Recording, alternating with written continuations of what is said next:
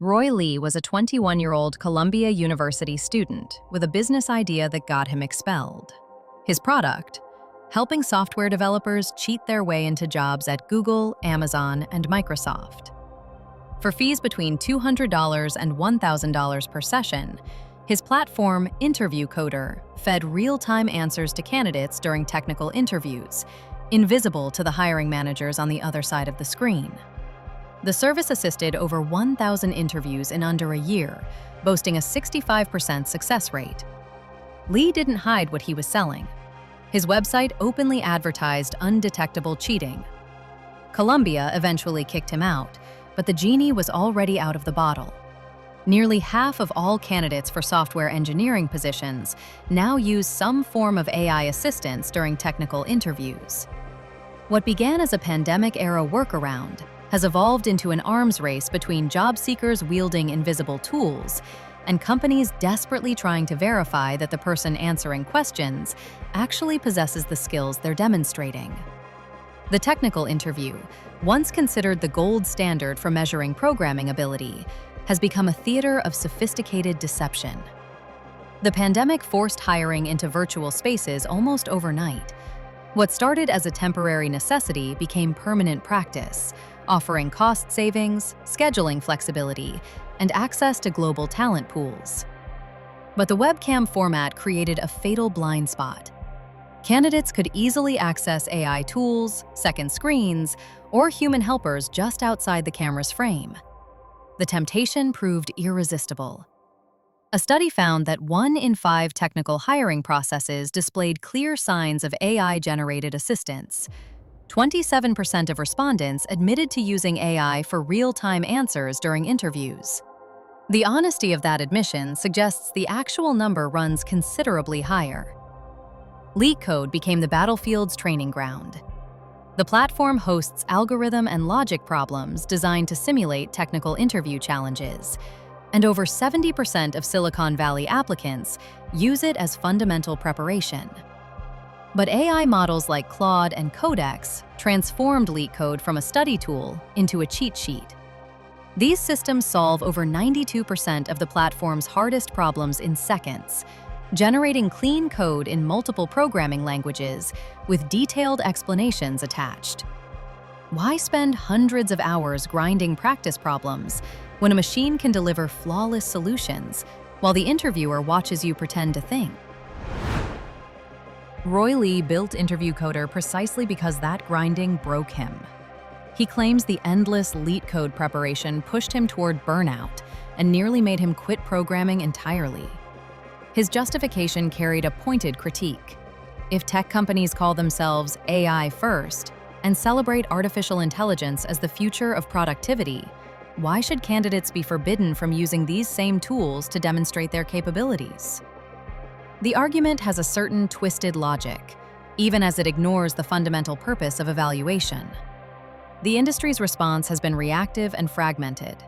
Google is considering returning to in-person interviews to eliminate the digital blind spot entirely. Amazon and TikTok have rescinded internship offers after discovering AI-assisted cheating.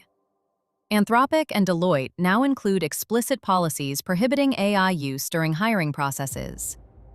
Google implemented Project Campfire, closed interview environments with no internet access. Microsoft trains specialized models to detect artificially generated code. Internal data leaked in 2024 revealed that 18% of code submitted during technical assessments showed signs of AI generation. But these countermeasures expose a philosophical contradiction that companies would rather not confront. Google publicly announced that over 25% of its new code is now generated by artificial intelligence. The same tool forbidden in interviews becomes celebrated once you're through the door. Candidates notice this hypocrisy, and it fuels their rationalization. If AI collaboration defines the actual job, why should AI prohibition define the interview? The cheating ecosystem has grown far more sophisticated than one expelled student's startup. After Interview Coder shut down following investigation, at least a dozen similar services emerged from Asia and Eastern Europe, exploiting the absence of global regulation. The methods extend beyond software. Investigators have documented invisible earpieces feeding answers, smartwatches displaying solutions, glasses equipped with cameras streaming questions to remote experts, proxy interviewing, where a skilled engineer impersonates the actual candidate, has become common enough to have its own industry term. CyberArk recorded over 200 documented incidents of technical interview fraud in North American companies during 2024 alone. The documented cases represent only what got caught. The organizational damage compounds with each successful deception. Companies now face a new category of employee, candidates who dazzle during interviews but flounder on day one. An Amazon recruiter described hiring an engineer who solved every technical challenge flawlessly during assessment, but couldn't use Git, the most basic version control tool in software development, when actual work began.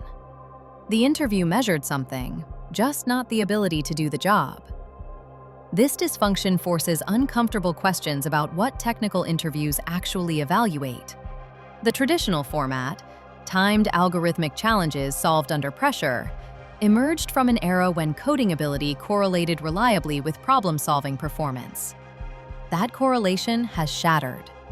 The skill being tested now is the ability to appear competent while a machine does the thinking. Candidates who refuse to cheat compete against candidates who embrace it, creating a system that punishes integrity and rewards deception. Many applicants justify their behavior as leveling an unfair playing field. They argue that LeetCode-style interviews don't reflect actual job requirements anyway, that memorizing algorithm patterns has little connection to building real products. There's validity in this critique, but the response of cheating doesn't fix a broken system. It breaks it further, eroding the trust that makes hiring possible at all. The deeper issue transcends any individual platform or policy. Artificial intelligence has blurred the boundary between genuine capability and the ability to delegate to a machine. In an industry that increasingly rewards collaboration with automated tools, the distinction between using AI appropriately and using it deceptively grows harder to define. If engineers work alongside AI assistants in their daily tasks, what does it mean to evaluate them in isolation from those assistants? Companies are being forced to rethink evaluation from the ground up, questioning whether algorithmic challenges measure anything that matters for actual job performance. Some have shifted toward take-home projects, pair programming sessions, or portfolio reviews. Others invest in proctoring technology that monitors eye movement, browser activity, and typing patterns. None of these solutions fully address a fundamental shift. The tools that enable cheating are the same tools that define modern software development. The interview system now faces an existential choice. Either evaluation methods evolve to reflect a world where AI assistance is ubiquitous, or hiring becomes a contest that rewards the best cheaters rather than the best builders. Roy Lee got expelled, but the question he raised remains unanswered. When the machines can do the test, what exactly are we testing for?